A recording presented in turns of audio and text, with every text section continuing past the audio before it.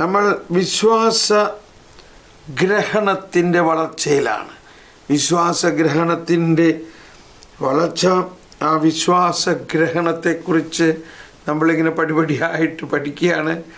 വിശ്വാസം നമ്മളിൽ ഗ്രഹിക്കുന്നതിൻ്റെ പ്രോസസ്സ്, പരിശുദ്ധാത്മാവിൻ്റെ സഹായത്താൽ വിശ്വാസ നിക്ഷേപത്തിലെ യാഥാർത്ഥ്യങ്ങളെയും വാക്കുകളെയും കുറിച്ചുള്ള അറിവിൽ വളർച്ചയുണ്ടാവുക സഭയുടെ ജീവിതത്തിൽ സാധ്യമാണ്.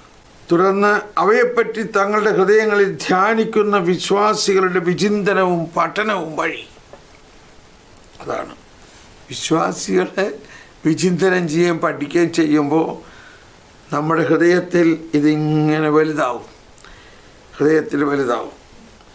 പ്രത്യേകിച്ച് ആവിഷ്കൃത സത്യത്തെ സംബന്ധിക്കുന്ന അറിവിനെ ആഴപ്പെടുത്തുന്ന ദൈവശാസ്ത്ര ഗവേഷണം വഴി.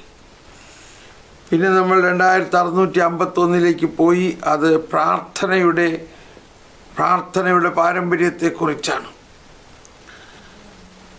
തുടർന്ന് ആധ്യാത്മിക കാര്യങ്ങളെ സംബന്ധിച്ച് വിശ്വാസികൾക്ക് അനുഭവവേദ്യമാകുന്ന ആഴമായ അറിവ് വഴി, അതാണ് വിശ്വാസികളുടെ അനുഭവവേദ്യം. തിരുവചസ്സുകൾ അവ വായിക്കുന്നവനോടൊപ്പം വളരുന്നു. വിശുദ്ധ ഗ്രിഗറി ദ ഗ്രേറ്റ്. ഇനി ഇതിൻ്റെ സൈഡിലുള്ള 2 ഖണ്ഡികകൾ 2038 2518 ക്രൈസ്തവ ധാർമ്മികതയെ പഠിപ്പിക്കുകയും പ്രയോഗിക്കുകയും ചെയ്യുന്ന ജോലിയിൽ അജപാലകരുടെ സമർപ്പണവും ദൈവശാസ്ത്രജ്ഞന്മാരുടെ വിജ്ഞാനവും സകല ക്രൈസ്തവരുടെയും സന്മനസ്സുള്ള എല്ലാ മനുഷ്യരുടെയും സഹായവും സഭയ്ക്ക് ആവശ്യമാണ്. വിശ്വാസവും സുവിശേഷ പരിശീലനവും ഓരോ വ്യക്തിക്കും ക്രിസ്തുവിലുള്ള ജീവിതത്തിൻ്റെ ഒരനുഭവം പ്രദാനം ചെയ്യുന്നു. അതാണ് അനുഭവം. ഇവിടെ നമ്മൾ പറഞ്ഞത് ആധ്യാത്മിക കാര്യങ്ങളെ സംബന്ധിച്ച് വിശ്വാസികൾക്ക് അനുഭവവേദ്യമാകുന്ന ആഴമായ അറിവ് വഴി 2 ദിവസം മുമ്പ് ഒരു സഹോദരി പറഞ്ഞു, ഇത്രയും നാൾ കുർബാനയ്ക്ക് പോയിരുന്നപ്പോൾ ഈശോയുടെ പീഠാനുഭവത്തെക്കുറിച്ചാണ് എപ്പോഴും ചിന്തിച്ചിരുന്നത്. കുർബാനയുടെ സമയത്തേക്ക് ഈശോ രക്തം വേർക്കുന്നതും ഈശോയുടെ ശരീരത്തിൽ രക്തം ഒഴുകുന്നതും എല്ലാം ഇങ്ങനെ കാണും. വിശുദ്ധ കുർബാന സ്വീകരിക്കുമ്പോൾ കണ്ണുനീരോടുകൂടിയാണ് ഈശോയെ സ്വീകരിച്ചിരുന്നത്.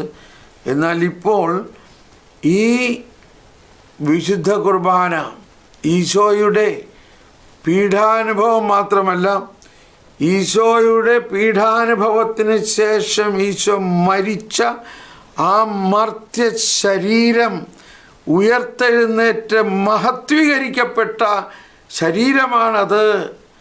ആ മഹത്വീകരിക്കപ്പെട്ട ശരീരവും രക്തവുമാണ് ഞാൻ സ്വീകരിക്കുന്നത് എന്ന ബോധ്യത്തിലേക്ക് വന്നപ്പോൾ ഭയങ്കര ഒരു ആനന്ദം ഹൃദയത്തിൽ വരാൻ തുടങ്ങി. ആ മുമ്പ് കണ്ടിരുന്ന ദർശനങ്ങളൊന്നും കാണുന്നില്ല, മറിച്ച് ഈശോയുടെ ഉത്ഥാനത്തിൻ്റെ ആനന്ദം എൻ്റെ ഹൃദയത്തിൽ വരാൻ തുടങ്ങി. കണ്ടോ, അതാണ് അനുഭവം എന്ന് പറയുന്നത്. അനുഭവം, വിശ്വാസത്തിൻ്റെ അനുഭവമാണത്. എന്തുകൊണ്ടാണത്? വിശ്വാസവും സുവിശേഷ പരിശീലനവും ഓരോ വ്യക്തിക്കും ക്രിസ്തുവിലുള്ള ജീവിതത്തിൻ്റെ, അതാണ് ക്രിസ്റ്റോസെൻട്രിക്, ക്രിസ്തു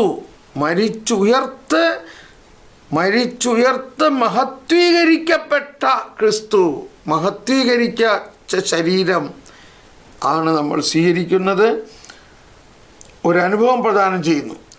അവനെ പ്രബുദ്ധനാക്കുകയും ദൈവാത്മാവിനനുസൃതം ദൈവികവും മാനുഷികവുമായ യാഥാർത്ഥ്യങ്ങളെ വിലയിരുത്താൻ അവനെ കഴിവുള്ളവനാക്കുകയും ചെയ്യുന്നു. അങ്ങനെ പണ്ഡിതന്മാരെയും ഉന്നത പദവിയിലുള്ളവരെയും പ്രബുദ്ധരാക്കാൻ വേണ്ടി ഏറ്റവും എളിയവരെ ഉപയോഗിക്കാൻ പരിശുദ്ധാത്മാവിന് കഴിയും. Praise the Lord. 2518 വിശുദ്ധിയെക്കുറിച്ചാണ്.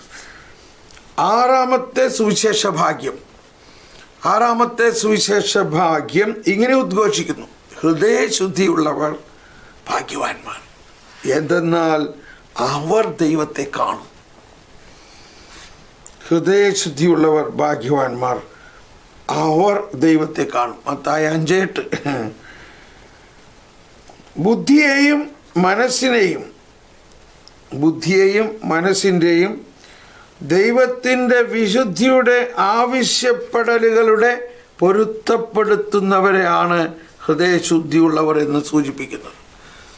അപ്പോൾ നമ്മൾ വ്യക്തിപരമായ പ്രാർത്ഥനയിൽ എന്നിൽ വസിക്കുന്ന പരിശുദ്ധാത്മാവേ, എൻ്റെ ആത്മാവിനെ സമർപ്പിക്കുന്നു, എൻ്റെ മനസ്സിനെ സമർപ്പിക്കുന്നു. മിശിഹായുടെ ദിവ്യാത്മാവേ, എന്നെ ശുദ്ധീകരിക്കണേ. മിശിഹായുടെ തിരുവിലാവിലെ വെള്ളമേ, എന്നെ കഴുകണേ. ഇങ്ങനെയെല്ലാം നമ്മുടെ ആത്മാവിൽ വസിക്കുന്ന പരിശുദ്ധാത്മാവാണ് നമ്മുടെ ഹൃദയത്തെ വിശുദ്ധീകരിക്കുന്നത്. അതെല്ലാ ദിവസവും നിരന്തരം ചെയ്യേണ്ട ഒരു കാര്യമാണ്. എല്ലാ ദിവസവും നമ്മുടെ ഹൃദയ വിശുദ്ധീകരണത്തിന് വേണ്ടി പ്രാർത്ഥിക്കണം. കാരണം എല്ലാ ദിവസവും നമ്മളുടെ ഹൃദയത്തിൽ മലിനത വരാം. ഇപ്പോൾ ജോൺ ഓഫ് ദ ക്രോസിൻ്റെ ഒരു കർമ്മല മലകയറ്റത്തിലെ ഒരു ഭാഗം ഓർക്കുകയാണ്. അതാണ് വലിയ ദൈവശാസ്ത്രജ്ഞനാണ്, പക്ഷെ നമ്മൾ വളരെ നിസ്സാരമായൊരു കാര്യത്തിലൂടെ പറയുകയാണ്. ഇങ്ങനെ പറയുന്നത്, നമ്മുടെ വീട്ടിലെ ജനാലയുടെ ഗ്ലാസ് നമ്മൾ കുറച്ച് ദിവസം തുടച്ചില്ലെങ്കിൽ, ആ ജനാലയുടെ ഗ്ലാസ് എന്ന് പറഞ്ഞാൽ ആ ചില്ല്, അത് കുറച്ച് ദിവസം തുടച്ചില്ലെങ്കിൽ അതിൽ നിറച്ച് പൊടി പടലമായിട്ട് നമ്മൾക്ക് അപ്പുറത്തുള്ളത് കാണാൻ പറ്റാതെ വരെയാകും. എന്ന മാതിരിയാണ് നമ്മുടെ ആത്മാവ്. ഹൃദയശുദ്ധിയുള്ളവർ ദൈവത്തെ കാണും. നമ്മുടെ ആത്മാവ് അതുപോലെ ഒരു ചില്ലാണ്, ഒരു ഗ്ലാസ്സാണ്. അത് ട്രാൻസ്പെറൻ്റാണ്, പക്ഷെ അതിൽ പൊടിപടലങ്ങൾ കയറുന്നു. ലോകത്തിൻ്റെ, മനുഷ്യൻ്റെ മനസ്സിൻ്റെ ചിന്തകൾ തന്നെ അതിൽ കയറാം.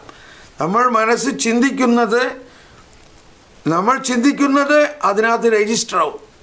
ഈ ക്യാമറയിൽ റെക്കോർഡ് ചെയ്യുന്ന പോലെയാണത്. ക്യാമറയിൽ റെക്കോർഡ് ചെയ്യപ്പെടുന്നു. ചിന്തിക്കുന്നതും കാണുന്നതും തമ്മിൽ വലിയ വ്യത്യാസമില്ല. മനസ്സിന് ചിന്തിക്കുന്നത് മനസ്സുകൊണ്ട് ചിന്തിച്ച് അതകത്ത് റെക്കോർഡാകുന്നു, കാണുന്നത് കണ്ണിലൂടെ വന്ന് അകത്ത് റെക്കോർഡാകുന്നു. ഇങ്ങനെ നമ്മുടെ ഹൃദയത്തിൽ, ആത്മാവിൽ, മനസാക്ഷിയിൽ വളരെയധികം മലിനത കടന്നുകൂടുന്നതിനെ വിശുദ്ധീകരിക്കുക എന്നതാണ്. അതാണ് ഈശോ ചെയ്യുന്ന ഏറ്റവും പ്രധാനപ്പെട്ട കാര്യം. തീത്തോസിന് എഴുതിയ ലേഖനത്തിൽ പെട്ടെന്ന് വരികയാണ്. തീത്തോസ് ഇത് വിശുദ്ധീകരണ ധ്യാനത്തിൻ്റെ കാലഘട്ടത്തിൽ ഇത് വളരെയധികം പ്രഘോഷിച്ചിരുന്നൊരു വചനമാണ്. 2:14. യേശു ക്രിസ്തു എല്ലാ തിന്മകളിൽ നിന്ന് നമ്മെ മോചിപ്പിക്കുന്നതിനും സത്പ്രവൃത്തികൾ ചെയ്യുന്നതിൽ തീഷ്ണതയുള്ളൊരു ജനതയെ തനിക്ക് വേണ്ടി ശുദ്ധീകരിക്കുന്നതിനുമായി നമ്മെ പ്രതി തന്നെ ബലിയർപ്പിച്ചുകൊണ്ടു. ഈശോ അപ്പസ്തോലന്മാരുടെ കാല് കഴുകണത് എന്തിനാ? അപ്പം കാല് കഴുകൽ എന്നത് യഹൂദരുടെ ഇടയിലെ വളരെ സ്ട്രിക്റ്റായിട്ടുള്ള ഒരു കൾച്ചറാണ്, ഒരു നിയമമാണ്. ആരും പുറത്ത് പോയാൽ അകത്ത് കയറുമ്പോൾ കാല് കഴുകണം. സിമ്പിൾ ലോജിക്കാണ്. പുറത്തുള്ള അശുദ്ധിയൊന്നും അകത്ത് വരരുത്. നമ്മുടെ നാട്ടിലും നമ്മൾ അങ്ങനെ ആയിരുന്നല്ലോ. ഈശോ എന്തു ചെയ്തു? തൻ്റെ പുറംകുപ്പായമെടുത്ത് മാറ്റി ഒരു കച്ച ഉടുത്തു ഒരടിമയെപ്പോലെ അപ്പസ്തോലന്മാരുടെ കാൽക്കലിരുന്ന് കാല് കഴുകുന്നു. ഇതാണ് ഈശോ പറഞ്ഞത്, ഞാൻ വന്നത് ശുശ്രൂഷിക്കപ്പെടാനല്ല, ശുശ്രൂഷിക്കാനാണ്. അപ്പോൾ ഈശോയുടെ ഏറ്റവും വലിയ, നമ്മൾ ഈശോയിൽ നിന്ന് പഠിക്കേണ്ടതും ഈശോ ചെയ്യുന്ന ഏറ്റവും വലിയ ഒരു ശുശ്രൂഷ നമ്മുടെ കാല് കഴുകുന്നു, അഥവാ നമ്മുടെ ഹൃദയം കഴുകുന്നു, നമ്മളെ വിശുദ്ധീകരിക്കുന്നു. അതാണ് നമ്മൾ വിശുദ്ധ കുർബാനയിൽ, ഏത് ലത്തീൻ കുർബാന ആയാലും, സുറിയാനി കുർബാന ആയാലും, മലങ്കര കുർബാന ആയാലും, ബൈസൻ്റൈൻ കുർബാന ആയാലും, ആ ബലിയർപ്പണത്തിന് യാഗവസ്തുക്കളെല്ലാം ഒരുക്കിയതിന് ശേഷം വൈദികൻ കൈ കഴുകണത് കയ്യിലെ പൊടി കളയാൻ വേണ്ടിയല്ല. അത് കുർബാനയിലെ കൗദാശികമായ ഒരു അടയാളമാണത്, ഒരു ശുശ്രൂഷയാണത്. ഈശോ മനുഷ്യരുടെ ഹൃദയം കഴുകുന്നതിനാണ്. അപ്പം നമ്മൾ സുറിയാനി കുർബാനയിൽ നമ്മൾ ആ സമയത്ത് പ്രാർത്ഥിക്കുന്നു, കർത്താവേ, അവിടുത്തെ കൃപയാലും അനുഗ്രഹത്താലും ഞങ്ങളുടെ പാവങ്ങളുടെയും കടങ്ങളുടെയും കറ കഴുകിക്കളയണമേ. അത് കഴിയുമ്പോൾ അവിടുത്തെ കൃപാസമുദ്രത്തിൽ ഞങ്ങളുടെ പാവങ്ങളുടെയും കടങ്ങളുടെയും കറ കഴുകിക്കളയണമേ. അവിടുത്തെ കൃപയാലും അനുഗ്രഹത്താലും ഞങ്ങളുടെ മാലിന്യം തുടച്ചു നീക്കുകയും ചെയ്യട്ടെ. അപ്പോൾ ഇത് മനുഷ്യരുടെ ഹൃദയത്തിലെ വിശുദ്ധീകരിക്കുന്ന ഒരു വലിയ പോയിൻ്റാണ്. ആ വിശുദ്ധീകരണത്തിൻ്റെ കൃപയാലും അവിടുത്തെ കൃപയാലും അനുഗ്രഹത്താലും. അപ്പം നമ്മുടെ ഈ വിശുദ്ധീകരണം, അപ്പോൾ ആ വാക്ക് തന്നെ ആ വാക്ക് ഞാൻ പറയാറുള്ളതാണ്. ആ വാക്കിൻ്റെ ഒരു പ്രശ്നം, നമ്മൾ വിശുദ്ധീകരിക്കുക എന്ന് പറയുമ്പോൾ നമ്മളിലുള്ള അശുദ്ധിയെയാണ് നമ്മൾ ആദ്യം കാണുന്നത്. എന്നാൽ വിശുദ്ധീകരിക്കുക എന്ന് പറഞ്ഞാൽ ദൈവത്തിൻ്റെ ദൈവീകത, അവിടുത്തെ കൃപയാലും അനുഗ്രഹത്താലും ഉണ്ടോ, അവിടുത്തെ കൃപയും അനുഗ്രഹവും നമ്മളിലേക്ക് ചേർക്കുമ്പോൾ, നമ്മളിൽ ലയിക്കുമ്പോൾ നമ്മുടെ ഹൃദയത്തിലുള്ള മലിനതകൾ താനെ മാറും. അപ്പോൾ നമ്മൾ അതിനെ ഓർത്ത് പാനിക്കായി ഭയങ്കരമായിട്ട് ആകെയെല്ലാം നശിച്ചു പോയി എന്ന് വിചാരിക്കരുത്. ഇതെല്ലാ ദിവസവും ചെയ്യേണ്ട ഒരു കാര്യമാണ്, എല്ലാ ദിവസവും. അപ്പോൾ കുർബാനയിൽ തന്നെ പല പ്രാവശ്യം വിശുദ്ധീകരണ പ്രാർത്ഥന നടക്കുന്നു. ഇപ്പോൾ ലത്തീൻ കുർബാനയിൽ ആരംഭിക്കുമ്പോൾ തന്നെ നമ്മൾ നമ്മുടെ ഹൃദയ വിശുദ്ധീകരണത്തിന് പശ്ചാത്തപിച്ചുകൊണ്ട് നമ്മുടെ പാപങ്ങളെ ഓർത്ത് നമ്മുടെ ഹൃദയം വിശുദ്ധീകരിക്കാൻ വേണ്ടി പ്രാർത്ഥിക്കുന്നു. അതിനുശേഷം വീണ്ടും നമ്മൾ പല പ്രാവശ്യം അതിനുവേണ്ടി പ്രാർത്ഥിക്കുന്നു. കൈ കഴുകുന്ന സമയത്തും അത് തന്നെയാണ് പ്രാർത്ഥിക്കുന്നത്. സമയമില്ലാത്തതിൻ്റെ പേരിൽ ഇതൊക്കെ പെട്ടെന്ന് ചെയ്തു പോകുന്നു. ഞാൻ കുർബാനയ്ക്ക് കൂടാൻ സഹായിക്കുമ്പോഴെല്ലാം ഞാൻ ഇത് വളരെ ഭക്തിപൂർവം അച്ഛൻ്റെ കയ്യിൽ വെള്ളം ഒഴിച്ചു കൊടുത്ത് ആ വെള്ള വസ്ത്രം കൊടുത്ത് അത് തുടയ്ക്കുമ്പോഴെല്ലാം ഞാൻ മനസ്സിൽ കാണുന്നത് ഈ വൈദികൻ്റെ ഈ കുർബാനയിലെ ഈ ഒരു വിശുദ്ധീകരണ പ്രക്രിയയിലൂടെ ലോകം മുഴുവനിലും ഉള്ള മനുഷ്യരുടെ ഹൃദയ വിശുദ്ധീകരണമാണ് കാണുന്നത്. അപ്പോൾ നമ്മളുടെ വിശുദ്ധി ദൈവത്തിൻ്റെ പ്രവൃത്തിയാണ്. ഈശോ വന്നിരിക്കുന്നത് കണ്ടോ, ഈശോ വന്നിരിക്കുന്നത് നമ്മളെ വിശുദ്ധീകരിക്കാനാണ്. അപ്പോൾ ആ വിശുദ്ധീകരണത്തിന് വേണ്ടി നമ്മൾ എന്നും പ്രാർത്ഥിക്കണം. അതാണ് നമ്മുടെ ആ പേഴ്സണൽ പ്രെയറിൻ്റെ പ്രധാന കാര്യം. ആ വിശുദ്ധീകരണത്തിൽ നമ്മളിൽ വസിക്കുന്ന പരിശുദ്ധാത്മാവാണ് അത് ചെയ്യുന്നത്. നമ്മിൽ വസിക്കുന്ന ദൈവത്തിൻ്റെ കൃപാവരമാണ് അത് ചെയ്യുന്നത്. സകലത്തിൻ്റെയും നാഥനായ ദൈവം തൻ്റെ കൃപാസമുദ്രത്തിൽ നമ്മുടെ കടങ്ങളുടെയും പാപങ്ങളുടെയും കറ കഴുകിക്കളയട്ടെ. കർത്താവ് തൻ്റെ കൃപയാലും അനുഗ്രഹത്താലും നമ്മുടെ പാപങ്ങളുടെ മാലിന്യം പോലും തുടച്ചു നീക്കുകയും ചെയ്യട്ടെ. ഇത് വളരെ സത്യമാണ്. കർത്താവാണ് ഇതെല്ലാം ചെയ്യണത്. നമ്മളെന്താ ചെയ്യണേ? നമ്മളിതിൻ്റെ റെസിപ്പിയൻ്റാണ്. നമ്മളിത് സ്വീകരിക്കുന്നു. അതാണ് പത്രോസ് അപ്പസ്തോലൻ പറഞ്ഞു, അയ്യോ അങ്ങ് എൻ്റെ കാല് കഴുകണോ? ഇല്ലില്ല, വേണ്ട. അപ്പോൾ ഈശോ പറഞ്ഞു, ഞാൻ നിന്നെ കഴുകിയില്ലെങ്കിൽ നിനക്ക് എന്നോട് പങ്കില്ല. അപ്പോൾ വിശുദ്ധി എന്ന് പറയുന്നത് നമ്മുടെ പ്രവൃത്തിയല്ല. ഈശോ തന്നെ തൻ്റെ കൃപയാലും അനുഗ്രഹത്താലും പരിശുദ്ധാത്മാവിലൂടെ ചെയ്യുന്ന ഒരു പ്രവൃത്തിയാണ് വിശുദ്ധി. അങ്ങനെ അപ്പോൾ ഹൃദയശുദ്ധിയുള്ളവർ ഭാഗ്യവാന്മാർ, എന്തെന്നാൽ അവർ ദൈവത്തെ കാണും. നമ്മുടെ ബുദ്ധിയും മനസ്സും പ്രത്യേകിച്ച് ടീനേജേഴ്സായിട്ടുള്ളവരുടെ ബുദ്ധിയും മനസ്സും വളരെ അധികം തെറ്റായിട്ടുള്ള ചിന്തകൾ കൊണ്ട് മലിനമാക്കപ്പെട്ടിരിക്കുന്നത് മൂലത്തെ ഒരു വചനം വരുന്നു.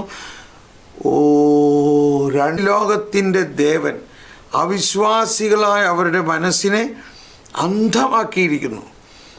അതാണ് തന്നിമിത്തം ദൈവത്തിൻ്റെ പ്രതിരൂപമായ ക്രിസ്തുവിൻ്റെ മഹത്വമേറിയ സുവിശേഷത്തിൻ്റെ പ്രകാശം അവർക്ക് ദൃശ്യമല്ല. അപ്പോൾ ഈ ലോകത്തിൻ്റെ ദേവൻ, അതാണ് വാട്സപ്പ് ഫേസ്ബുക്കിലൂടെ കാണാൻ സാധിക്കുന്ന ലോകത്തിൻ്റെ നിരവധിയായ കാര്യങ്ങൾ. ഹൃദയത്തിലും മനസ്സിലും ഈ ലോകത്തിൻ്റെ ദേവൻ്റെ കാര്യങ്ങൾ ഇങ്ങനെ വരികയാണ്. അപ്പം അതിനെ അന്നന്ന് വെടിപ്പാക്കുന്ന ഒരു പ്രക്രിയ ഉണ്ടായാൽ മാത്രമേ നമ്മുടെ ഹൃദയം എപ്പോഴും പ്യൂരിറ്റിയിലായിരിക്കുകയുള്ളൂ. അപ്പോൾ ഇതിനെന്ത് ചെയ്യാൻ പറ്റും? ഇത് വളരെ പ്രധാനപ്പെട്ടൊരു കാര്യമാണ്. ഒരു നിവൃത്തിയില്ല. പിള്ളേരോട് ഇതൊക്കെ പ്രാർത്ഥിക്കാൻ പറഞ്ഞു കഴിഞ്ഞാൽ അവർ പറയും, മമ്മി യു ഡോണ്ട് നോ ഇത്, you are crazy, you are fanatic എന്നും പറഞ്ഞ് നമ്മളെ ആട്ടി ഓടിക്കാണ്. എന്തോ ഒരു വലിയ ഒരവസ്ഥയാണ്. അതുകൊണ്ട് അവരോട് സുവിശേഷം പറയുക, ദൈവത്തെക്കുറിച്ച് പറയുക. No please don't talk about God, please please please. I know I can do everything, I don't want the help of God. എടി മോളെ, ഇതെൻ്റെ മോള് തന്നെയാണോ ഈ പറയണേ? I have the freedom to choose. I have the free will. കഴിഞ്ഞില്ല പരിപാടി. ഇതാണ് ഇന്നത്തെ അവസ്ഥ. ഈ അവസ്ഥയിൽ നമ്മൾ എന്ത് ചെയ്യും? ഈ അവസ്ഥയിൽ നമ്മൾ ചെയ്യേണ്ടത് വിശ്വാസത്തിലൂടെ അവരുടെ ആത്മാവിലേക്ക് ഉയർത്തെഴുന്നേറ്റ കർത്താവിലൂടെ കയറണം. അടഞ്ഞു കടന്ന മതിലുകൾക്കകത്തുകൂടെ കടന്ന ഉത്ഥാനം ചെയ്ത ക്രിസ്തു നമ്മളിൽ ഉണ്ടെന്ന് വിശ്വസിച്ചുകൊണ്ട്, ഈശോയെ എന്നെയും കൂട്ടി അവളുടെ അകത്തേക്ക് കയറ്, നീ അടഞ്ഞു കടന്ന കഥകിലൂടെ അകത്ത് കടന്നവനാണ്, ഉത്ഥാനം ചെയ്ത മഹത്വത്തിൻ്റെ കർത്താവാണ്. ഇത് വിശ്വസിച്ചുകൊണ്ട്, ഈശോയെ എൻ്റെ മോളുടെ അവസ്ഥ കണ്ട, ഇത് എൻ്റെ മോളല്ല, നിൻ്റെ മോളാണ്. അതുകൊണ്ട് വായോ, എൻ്റെ കൂടെ വാ, അല്ലെങ്കിൽ എന്നെ കൊണ്ട് പോ, അല്ലെങ്കിൽ നീ അവളുടെ അകത്ത് കിടന്ന് അവളുടെ അകത്തെ ഈ കെട്ട് മാറ്റണം. അവളുടെ അകത്ത് കിടക്കണം, ഈ അന്ധകാരത്തെ അകറ്റണം. അവളായാലും അവനായാലും എന്ത് ചെയ്യണം? സകലത്തിൻ്റെയും നാഥനായ ദൈവമേ, ഉയർത്തെഴുന്നേറ്റവനെ, നിന്റെ കൃപാസമുദ്രത്തിൽ എൻ്റെ മകൻ്റെ ഹൃദയത്തെ കഴുകണേ. കരഞ്ഞ് പ്രാർത്ഥിക്കുക, വിശ്വസിച്ച് പ്രാർത്ഥിക്കുക. ഹല്ലേലൂയ. ഈ ഉയർത്തെഴുന്നേറ്റ കർത്താവ്, അതാണ് അപ്പോൾ എഫേസോസ് 3:20 പറയണെന്താ? നമ്മിൽ പ്രവർത്തിക്കുന്ന ശക്തിയാൽ, അവളിൽ പ്രവർത്തിക്കുന്ന ശക്തിയാൽ, അവനിൽ പ്രവർത്തിക്കുന്ന ശക്തിയാൽ, എന്നിൽ പ്രവർത്തിക്കുന്ന ശക്തിയാൽ നിങ്ങൾ ചോദിക്കുകയും ആഗ്രഹിക്കുകയും ചെയ്യുന്നതിനേക്കാൾ വലിയ കാര്യങ്ങൾ ചെയ്യാൻ കഴിയും. വിശ്വാസമാണ്. നമ്മൾ പറയല്ലോ, അവളോട് പറഞ്ഞിട്ട് കേൾക്കണില്ല, അവനോട് പറഞ്ഞിട്ട് കേൾക്കണില്ല, ഞാൻ എന്ത് ചെയ്യാനാ? ഇതല്ല വിശ്വാസിയുടെ ഉത്തരം. ഹല്ലേലൂയ. നമ്മുടെ ഉത്തരം ഇതല്ല. കർത്താവേ, അപ്പോൾ ഒരു അമ്മച്ചി പറഞ്ഞു, ഒരു സഹോദരി പറഞ്ഞ ഓർക്കാണ്, അവൾ ഞാൻ പല പ്രാവശ്യം പറഞ്ഞിട്ടുള്ളതാണ്, ഒരു വലിയ അടയാളമാണ്. അവൾ പറയാണ്, ബ്രദറെ, എൻ്റെ 2 പെമ്മക്കളും നിരീശ്വരവാദികളാണ്. എല്ലാ ദിവസവും വന്നിരുന്നിട്ട് ഭക്ഷണമൊക്കെ ഞാൻ ഉണ്ടാക്കി കൊടുക്കും. എന്നിട്ട് എന്നോട് ദൈവമില്ല എന്ന് പറഞ്ഞുകൊണ്ട് ആർഗ്യുമെൻ്റ് ചെയ്യും. ഞാൻ അവസാനം അവളുമാരോട് പറയും, അതെ, നിന്നെയൊക്കെ ഞാൻ പെറ്റതാണ്, ഞാൻ പ്രാർത്ഥിക്കുന്നത് കല്ലിനോടും മരത്തോടൊന്നുമല്ല. അതുകൊണ്ടൊക്കെ എൻ്റെ കൺമുമ്പിലൊക്കെ നിൻ്റെ വിശ്വാസത്തിലേക്ക് വരുടി എന്ന് ഞാൻ പറയും അവരോട്. ഞാൻ പ്രാർത്ഥിക്കണത് കല്ലിനോടും മരത്തോടും ഒന്നുമല്ല. മനസ്സിലായിട്ടുണ്ടോ? അതാണ് അമ്മ, അതാണ് നമ്മുടെ വിശ്വാസം. നമ്മൾ ഈ പ്രാർത്ഥിക്കണത് കല്ലിനോടോ മരത്തിനോടാണോ? ഉത്ഥാനം ചെയ്ത ഉയർത്തെഴുന്നേറ്റ കർത്താവല്ലേ നമ്മുടെ കൂടെ ഉള്ളത്. ആ കർത്താവിന് അസാധ്യമായിട്ട് എന്തെങ്കിലും ഉണ്ടോ?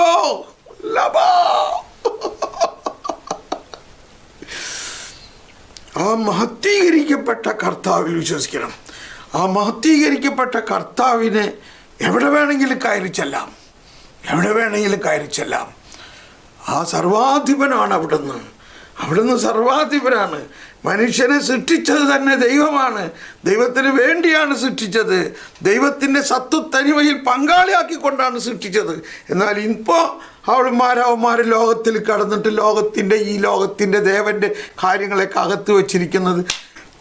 കർത്താവേ, എൻ്റെ ശക്തിയുടെ ഉറവിടമേ, ഞാനങ്ങയെ അങ്ങാണെൻ്റെ രക്ഷാശിലയും കോട്ടയും വിമോചകനും, എൻ്റെ ദൈവവും എനിക്ക് അഭയം തരുന്ന പാറയും, എൻ്റെ പരിചയും രക്ഷാശൃംഗവും അഭയ കേന്ദ്രവും. അതാണ് കർത്താവ്. 9 കാര്യങ്ങളാണ് ഇവിടെ പറയുന്നത്. 9 കാര്യങ്ങൾ. കർത്താവേ, എൻ്റെ ശക്തിയുടെ ഉറവിടമേ. കണ്ടോ, പോയിന്റ് 1, എൻ്റെ ശക്തിയുടെ ഉറവിടമേ, ഞാൻ അങ്ങയെ സ്നേഹിക്കുന്നു. അങ്ങാണ് എൻ്റെ രക്ഷാശിലയും. 2, കോട്ടയും. 3, വിമോചകനും. 4, എൻ്റെ ദൈവവും. 5, എനിക്ക് അഭയം തരുന്ന പാറയും. 6, എൻ്റെ പരിചയം. 7, രക്ഷാശൃംഗവും. 8, അഭയകേന്ദ്രവും. 9. കണ്ടു. നമ്മുടെ വിശ്വാസത്തിലൂടെയാണ് നമ്മുടെയും നമ്മുടെ തലമുറയുടെയും വിശുദ്ധീകരണം നടക്കേണ്ടത്. നമ്മൾ തളരരുത്. ഈ കാലഘട്ടത്തിലെ വെല്ലുവിളിയാണിത്. ഈ കാലഘട്ടത്തിൽ മാതാപിതാക്കളായ നമുക്ക് വളരെ വലിയ കാര്യങ്ങൾ ചെയ്യാനുണ്ട്. തളരരുത്. നമ്മൾ തന്നെ ലോകത്തിൻ്റെ മായയിൽ കിടക്കാതെ കർത്താവിൽ ആശ്രയിച്ചുകൊണ്ട് രക്ഷാശിലയും കോട്ടയും, ഇത് തന്നെ ഈ ഒറ്റ വരി പാടിയാൽ മതിയല്ലോ. ഈ ഒറ്റ വരി പാടി സുഹൃദയപം പോലെ പാടിക്കൊണ്ടിരിക്കണം. നമ്മുടെ ഹൃദയത്തിൽ ആരാണ്? നമ്മുടെ ഹൃദയത്തിൽ 9 കാര്യങ്ങളും നടത്തുന്ന കർത്താവ് ഈശോ മിശിഹ. ഉയർത്തെഴുന്നേറ്റ കർത്താവ് നമ്മുടെ ഹൃദയത്തിലുണ്ട്. ഉയർത്തെഴുന്നേറ്റ കർത്താവ്. ഓ ഹല്ലേലൂയ. ഞാനീ പറയണത് ഈ ലോകത്തിൻ്റെ അവസ്ഥയിൽ എങ്ങനെ മുന്നേറുന്നുള്ളതാണ്. നമ്മൾ പഴയ നാട്ടിൻപുറത്തെ ക്രിസ്ത്യാനികളല്ല. നമ്മൾ ഇന്ന് ലോകത്തിൻ്റെ അധുനാധികതയുടെ മധ്യത്തിൽ, ജീവിതത്തിലെ നിരവധിയായ പ്രശ്നങ്ങളുടെ മധ്യത്തിൽ എങ്ങനെ വിശ്വാസത്തിലും വിശുദ്ധിയിലും ജീവിക്കണം എന്നുള്ളതാണ് ഇന്നത്തെ വെല്ലുവിളി. അതിന് പ്രാർത്ഥന കൂടാതെ നിവൃത്തിയില്ലെന്ന് മാത്രമല്ല, എങ്ങനെ പ്രാർത്ഥിക്കണം, എന്ത് പ്രാർത്ഥിക്കണം, ആരോട് പ്രാർത്ഥിക്കണം, എപ്പോൾ പ്രാർത്ഥിക്കണം, എവിടെ പ്രാർത്ഥിക്കണം. ഹല്ലേലൂയ. അപ്പോൾ ഇപ്പോൾ പറഞ്ഞു വന്നത് ഇതാണ്. 6ാമത്തെ സുവിശേഷ ഭാഗ്യം. സുവിശേഷ ഭാഗ്യങ്ങളെക്കുറിച്ച് നമ്മൾ പഠിച്ചു കഴിഞ്ഞതാണ്. ഇവിടെ പറയാൻ വന്നത് ബുദ്ധിയെയും. ദൈവം നമുക്ക് ബുദ്ധി തന്നല്ലോ. എന്തിനാണ് ആ ബുദ്ധി തന്നത്? ഈ ലോകത്തിലെ കാര്യം മാത്രം പഠിക്കാൻ വേണ്ടിയാണോ, അതോ ദൈവത്തെക്കുറിച്ചും കൂടി അറിയാൻ വേണ്ടിയാണോ? അതാണ്. ബുദ്ധിയെയും മനസ്സിനെയും ദൈവത്തിൻ്റെ വിശുദ്ധിയുടെ ആവശ്യപ്പെടലുകളോട്. ദൈവത്തിൻ്റെ വിശുദ്ധി നമ്മളിൽ നിന്ന് എന്താവശ്യപ്പെടുന്നു ആ ആവശ്യപ്പെടലുകളോട് പൊരുത്തപ്പെടുത്തുന്നവരെയാണ് ഹൃദയശുദ്ധിയുള്ളവർ എന്ന് സൂചിപ്പിക്കുന്നത്. നമ്മൾ എന്തോരം ദൂരെയാണ്. നമ്മളൊരു പക്ഷേ നിങ്ങളെല്ലാവരും ഇതെല്ലാം പ്രാർത്ഥിക്കുന്നുണ്ടാവും.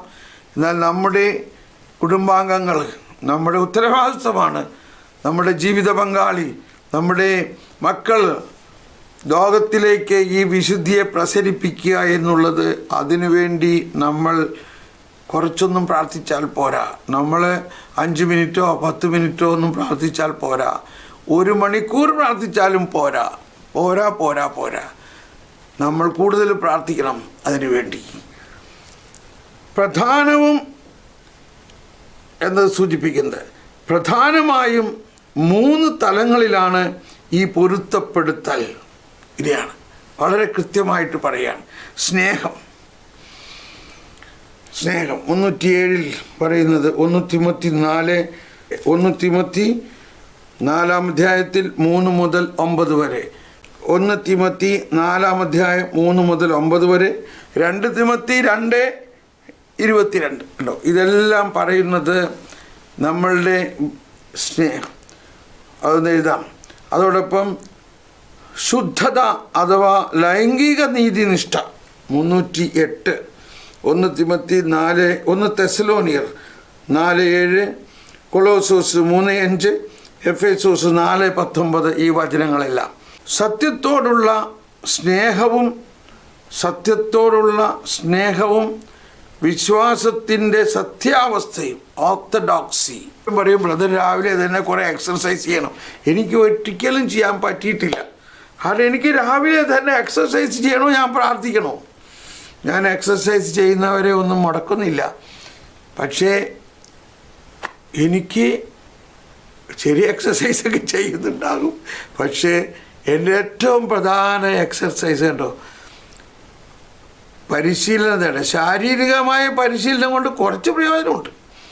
എന്നാൽ ആത്മീയത എല്ലാ വിധത്തിലും വിലയുള്ളതാണ്.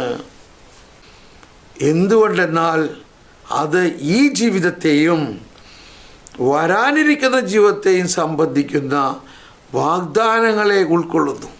Praise the Lord. എന്താണ് ആത്മീയത? നമ്മൾ തന്നെ ചിലരോട് പറയും, ഓ ഇത്ര അധികം ആത്മീയതയൊന്നും വേണ്ട, താൻ പാതി ദൈവം പാതി. ഇതൊക്കെ ഭയങ്കര തെറ്റാണ്. നമ്മുടെ ആത്മീയതയിലാണ് കർത്താവിൻ്റെ ഉയർത്തെഴുന്നേറ്റ കർത്താവിൻ്റെ ശക്തി നമ്മളിൽ പ്രസരിക്കുന്നത്. ആത്മീയത, അതാണ് ആത്മീയത.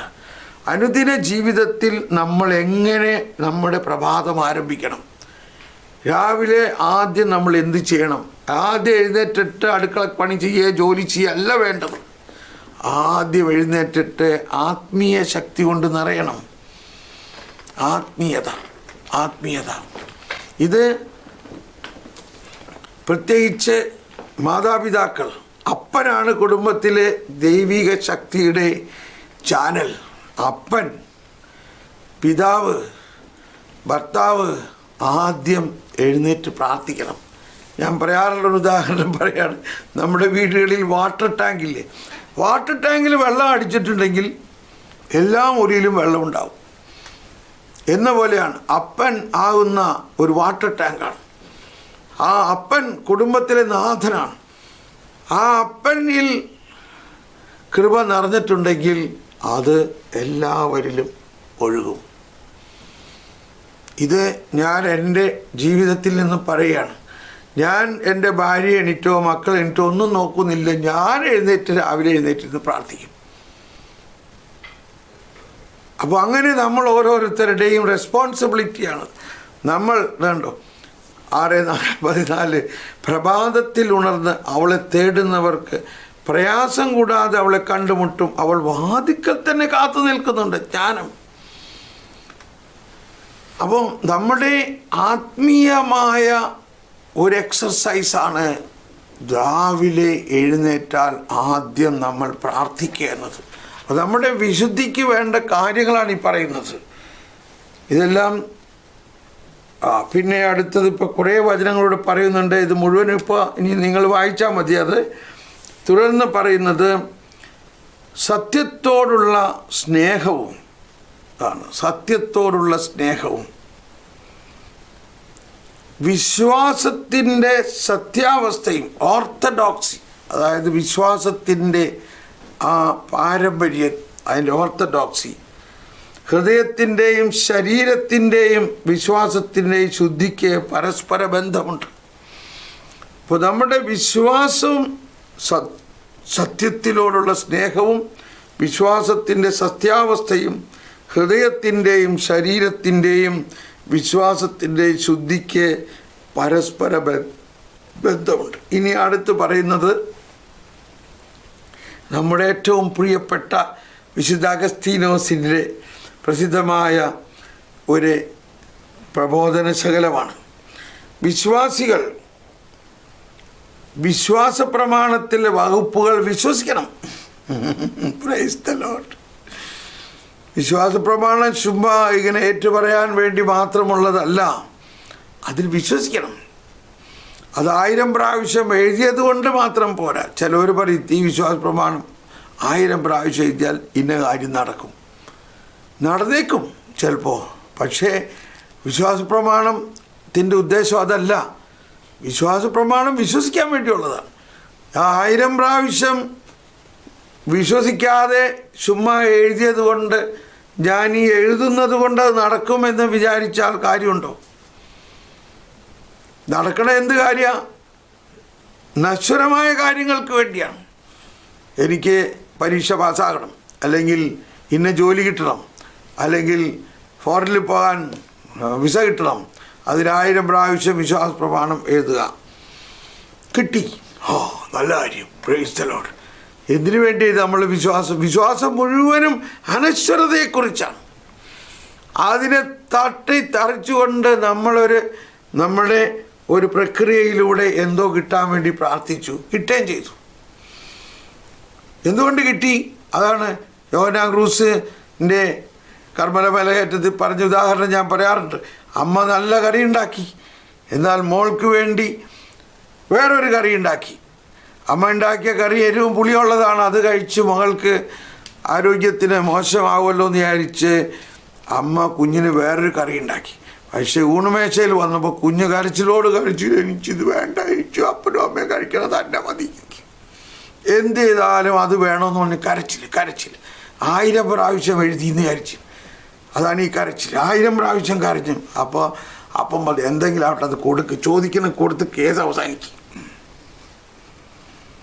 ഇതാണ് 1000 പ്രാവശ്യമൊക്കെ പ്രാർത്ഥിക്കുമ്പോൾ ദൈവം നമുക്ക് വേണ്ടി വെച്ചിരിക്കുന്ന അതിനേക്കാൾ വലിയ കാര്യം അവിടെ വെച്ചിരിക്കുകയാണ്. അതവിടെ ഇരിക്കുകയാണ് ഇപ്പോഴും. നമ്മൾ പ്രാർത്ഥിച്ചത് നമ്മുടെ ആഗ്രഹമാണ് പ്രാർത്ഥിച്ചത്. ദൈവം അവിടെ നമുക്ക് വേണ്ടി ഒരുക്കി വച്ചിരിക്കുന്നത് അവിടെ ഇരിപ്പുണ്ട്.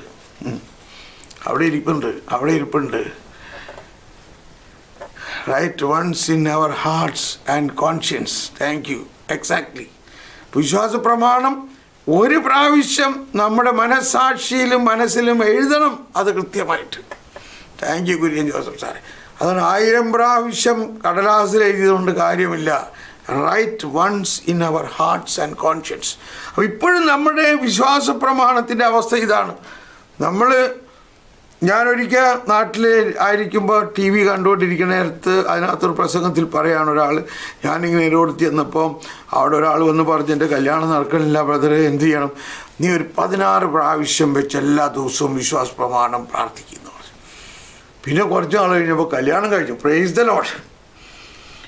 ആ സമയത്ത് എൻ്റെ ഹൃദയത്തിൽ ഈശോ പറയുകയാണ്, ആ ശതാധിപൻ പറഞ്ഞത് എന്താണെന്ന് നീ ഓർത്തേ?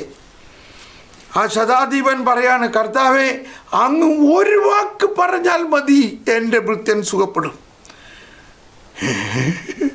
ഈശോ അവന് നോക്കിയിട്ട് എല്ലാവരോടും നോക്കുക, ഞങ്ങളുടെ ഇസ്രായേലിൽ പോലും ഇതുപോലുള്ളൊരു വിശ്വാസമില്ലല്ലോ എന്നാണ്. ആ ശതാധിപൻ ക്രിസ്ത്യാനിയല്ല, യഹൂദനുമല്ല, ഒരു വിജാതീയനാണ്. അയാൾ പറയാണ്, അങ്ങ് ഒരു വാക്ക് പറഞ്ഞു, അങ്ങ് എൻ്റെ വീട്ടിലേക്ക് വരേണ്ട ആവശ്യമില്ലെന്നേ. ഈശോ പറയാൻ, ഞാൻ നിൻ്റെ വീട്ടിൽ വന്ന് നിൻ്റെ മകനെ അല്ലെങ്കിൽ അവനെ സുഖപ്പെടുത്താമെന്ന് പറഞ്ഞപ്പോൾ പറയണം, ഇല്ലില്ല, അങ്ങ് എൻ്റെ വീട്ടിൽ വരാൻ ഞാൻ യോഗ്യനല്ല. ഹലോ, ഈ ശതാധിപൻ്റെ ആ വാക്ക് ഇന്ന് പരിശുദ്ധ വേദിയിൽ, വിശുദ്ധ കുർബാനയിൽ, ലത്തി കുർബാനയിൽ എല്ലാ ദിവസവും 5 ലക്ഷം ബലിപീഠത്തിൽ നിന്ന് പറയുകയാണെന്ന്. കർത്താവേ, അങ്ങ് എൻ്റെ ഭവനത്തിൽ വരാൻ ഞാൻ യോഗ്യനല്ല, ഒരു വാക്ക് പറഞ്ഞാൽ മതി, ഒരു വാക്ക്. ഇതാണ് നമ്മുടെ വിശ്വാസം. ഒരു വാക്ക് പറഞ്ഞാൽ മതി, അങ്ങ് ഒരു വാക്ക് പറഞ്ഞാൽ മതി, കാരണം അങ്ങ് തന്നെയാണ് ആ വചനം. അപ്പോൾ നമ്മുടെ വിശ്വാസത്തിൽ ഉയരേണ്ട മേഖല നോക്കൂ. അപ്പോൾ ഇവിടെ വിശുദ്ധ അഗസ്തീനോസ് പറയാണ്, വിശ്വാസികൾ വിശ്വാസ പ്രമാണത്തിലെ വകുപ്പുകൾ വിശ്വസിക്കണം. മരിച്ച് ഉയർത്ത് പാതാളത്തിലിറങ്ങി 3-ാം ദിവസം ഉയർത്തെഴുന്നേറ്റ് ഇന്ന്. അപ്പോൾ convinced of faith. Thank you. അപ്പോൾ അത് വിശ്വസിക്കുമ്പോൾ നമ്മളതിൽ ഫുള്ളായിട്ട് കൺവിൻസ് ആയിരിക്കണം. ഈശോ പരിശുദ്ധാത്മാവിനാൽ മറിയം ഗർഭം ധരിച്ചു. പരിശുദ്ധാത്മാവ് ചെയ്ത ഏറ്റവും വലിയ പ്രവൃത്തിയല്ലേ ഈശോ മനുഷ്യനായി അവതരിച്ചത്. അത് നമ്മൾ വിശ്വസിക്കണം. അപ്പോൾ ഈശോയെക്കുറിച്ച് പ്രഖ്യാപിക്കുന്നതോടൊപ്പം പരിശുദ്ധാത്മാവ് ചെയ്ത ഏറ്റവും വലിയ പ്രവൃത്തിയും മാതാവിനെക്കുറിച്ചും പ്രഖ്യാപിക്കുകയാണ്. അപ്പോൾ സമയം കഴിഞ്ഞു. വിശ്വാസികൾ വിശ്വാസ പ്രമാണത്തിലെ വകുപ്പുകൾ വിശ്വസിക്കണം. വിശ്വസിച്ചുകൊണ്ട് അവർ ദൈവത്തിന് വിധേയരാകാനും വിധേയരായിക്കൊണ്ട് നന്നായി ജീവിക്കാനും നന്നായി ജീവിച്ചുകൊണ്ട് തങ്ങളുടെ ഹൃദയങ്ങളെ ശുദ്ധീകരിക്കാനും ശുദ്ധീകരിക്കപ്പെട്ട ഹൃദയത്തോടെ വിശ്വസിക്കുന്നത് മനസ്സിലാക്കാനും വേണ്ടിയാണ്. Praise the Lord. ഒരു കാവ്യം പോലെയാണ്, ഒരു പോയം പോലെയാണ്. വിശ്വാസികൾ വിശ്വാസ പ്രമാണത്തിലെ വകുപ്പുകൾ വിശ്വസിക്കണം. വിശ്വസിച്ചുകൊണ്ട് അവർ ദൈവത്തിന് വിധേയരാകണം. ദൈവത്തിന് നമ്മൾ വിധേയരാകണം. ദൈവമേ, അങ്ങ് എന്താ എനിക്ക് വേണ്ടി ഒരുക്കിയിരിക്കുന്നത്? ഞാൻ ആഗ്രഹിക്കുന്നതിൻ്റെ പുറകെ നൊവേന ചെല്ലുന്നു, അത് ചെല്ലുന്നു, ഇത് ചെല്ലുന്നു, പ്രാർത്ഥിച്ച് നടക്കണം. അതല്ല, ദൈവമേ, അങ്ങ് എന്താണ് എനിക്ക് വേണ്ടി ഒരുക്കിയിരിക്കുന്നത്? അതെനിക്ക് തന്നാൽ മതി. എൻ്റെ ഹിതമല്ല, അങ്ങയുടെ ഹിതം. അതാണ് വിധേയപ്പെടുന്നു. ദൈവത്തിൻ്റെ ആ വിശ്വാസ സത്യങ്ങൾക്ക് വിധേയപ്പെടുന്നു. അതൊക്കെ അങ്ങനെ പറയും. പിന്നെ മാർപ്പാപ്പ പറയണത് ശരിയല്ല, മാർപ്പാപ്പേനെ വേദപാഠം പഠിപ്പിക്കാൻ കുറേ പേര് നടക്കണം. എന്ത് പറയാൻ പറ്റുമെന്ന് ആലോചിച്ച് നോക്കി. എന്നോട് ക്ഷമിക്കണേ. അതാണ് നമ്മുടെ വിശ്വാസികളുടെ ഒരവസ്ഥ. അവർ ദൈവത്തിന് വിധേയരാകാനും, അപ്പോൾ നമ്മൾ ആ വിധേയത്വം വരുമ്പോൾ സഭയ്ക്ക് വിധേയരാകും, മാർപ്പാപ്പയ്ക്ക് വിധേയരാകും, സഭാ പ്രബോധനങ്ങൾക്ക് വിധേയരാകും. അങ്ങനെ വിധേയരായിക്കൊണ്ട് നന്നായി ജീവിക്കാനും നന്നായി ജീവിച്ചുകൊണ്ട് തങ്ങളുടെ ഹൃദയങ്ങളെ ശുദ്ധീകരിക്കാനും. അപ്പം ശുദ്ധീകരണം എന്നാലും ആവശ്യമുണ്ട്. കാരണം നമ്മൾ ലോകത്തിലാണ്. മരണത്തിൻ്റെ നിഴൽ വീണ താഴ്വരയിലൂടെയാണ് ഞാൻ നടക്കുന്നതെങ്കിൽ നമ്മളിപ്പോഴും ലോകം മുഴുവനും വിശുദ്ധീകരിക്കപ്പെട്ടിട്ടില്ല. അതുകൊണ്ട് ഓരോ ദിവസവും നമ്മൾ വർത്തമാന പത്രം ഒന്നെടുത്ത് വായിച്ചാൽ മതി, ഒരു മാഗസിൻ തുറന്ന് നോക്കിയാൽ മതി, ചുമ്മാ ഒന്ന് ഇൻ്റർനെറ്റിൽ കയറിയാൽ മതി, മലിനത വന്നു കഴിഞ്ഞു. അപ്പോൾ വിശുദ്ധീകരണം എല്ലാ ദിവസവും നമ്മളിൽ വേണം.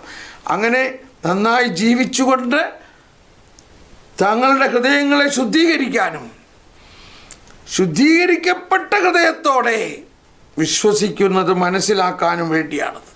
ശുദ്ധീകരിക്കപ്പെട്ട ഹൃദയത്തോടെ വിശ്വസിക്കുന്നത് മനസ്സിലാക്കണം. ശുദ്ധീകരിക്കപ്പെട്ട ഹൃദയത്തോടെ. Thank you. സങ്കീർത്തനം 21 നമുക്കിവിടെ നിർത്താം. ഇപ്പോൾ പഠിച്ചതിൽ പ്രധാനമായിട്ട് നമ്മൾ പഠിച്ചത് ആ വിശ്വാസത്തിൻ്റെ പ്രസരണം, വിശ്വാസ സംഗ്രഹണം, വിശ്വാസം നമ്മളിൽ